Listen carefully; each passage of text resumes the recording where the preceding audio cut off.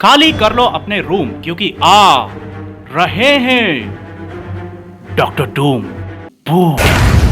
तो हेलो दोस्तों, जब से RDJ, जी हाँ RDJ नॉट RJD, इसका रीजन बताऊंगा लास्ट में। तो जब से RDJ के मार्वल में वापस आने की खबर आ गई है, तब से मानो आधी दुनिया तो वैसे ही पगला गई है। कोई तो खुशी से फूले नहीं समा रहा है और किसी को बहुत ज्यादा ही मजा आ रहा है। वहीं कुछ महान आत्माएं ऐसी भी हैं जिनका पापी पेट इस बात को ही नहीं पचा रहा है। सोचो कौन कौन कौन कौन? अरे और कौन, हमारे लोन ब्रदर्स। क्या? नहीं, ये नहीं हो सकता। अरे वो कैप्टन के फैन है ना, बड़े वाले। खैर जोक्स अपार्ट, चलो बात को सीरियस मोड पे आगे बढ़ा लें।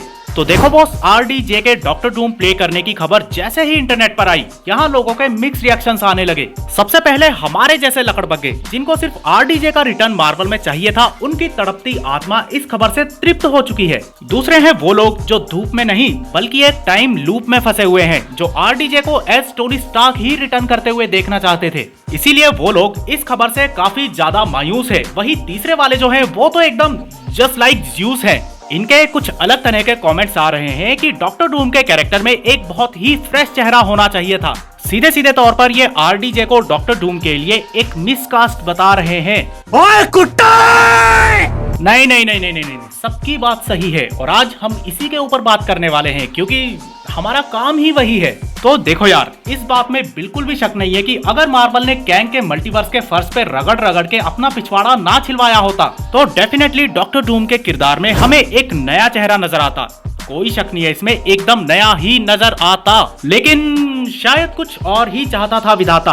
दरअसल 2019 के बाद से ही मार्वल के एल लग चुके थे। उनकी हर मूवी का ग्राफ किसी बूढ़ी खूसट चुड़ैल के श्राप की वजह से लगातार नीचे जा रहा था। अब जाहिर है कि ऐसे में मार्वल को समझ नहीं आ रहा था कि अगर हम करें तो करें क्या, बोले तो बोले क्या। इसके बाद मार्वल ने सोशल मीडिया की तरफ पलट के देखा, जहां फैंस गला फाड़ फाड़ के चिल्ला रहे थे कि RDJ को वापस लाओ, तब जाके मार्वल को बचाओ।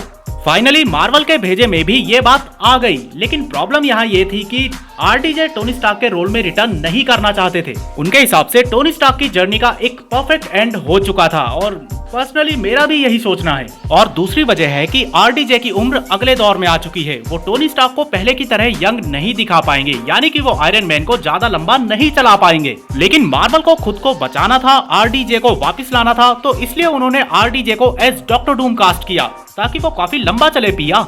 अब यही कुछ लोग RDJ को डॉक्टर डूम के लिए मिसकास्ट बता रहे हैं। ओके, तो देखो यार, सबसे पहले तो कौन किस कैरेक्टर में कितना पोटेंशियल दिखाता है, उसको कितनी आगे लेके जाता है और उसके साथ कितना जस्टिस कर पाता है, इस बात को मूवी आने से पहले जज नहीं किया जा सकता। और दूसरी बात, जिस बंदे को आपने सिर्फ टोनी स्टार्क प्ले करते हुए देखा है, अगर उसकी कलाकारी पर है आपको शक, तो व्हाट द काली नहीं।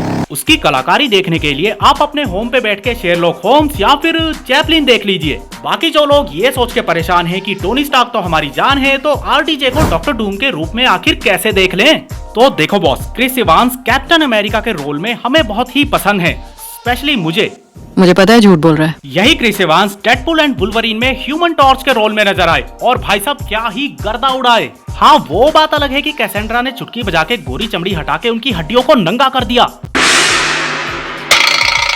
तो अब जब RDJ टोनी स्टार्क के अलावा किसी और कैरेक्टर को प्ले करने आ रहे हैं, तो आप अपना मुंह तोरी की तरह काय को लटका रहे हैं। तो चलो अब मेरे साथ अपनी बाहें फैलाओ और जश्न की हुंकार भरो। रोते क्यों हो तुम लोग? उत्सव की तैयारी करो।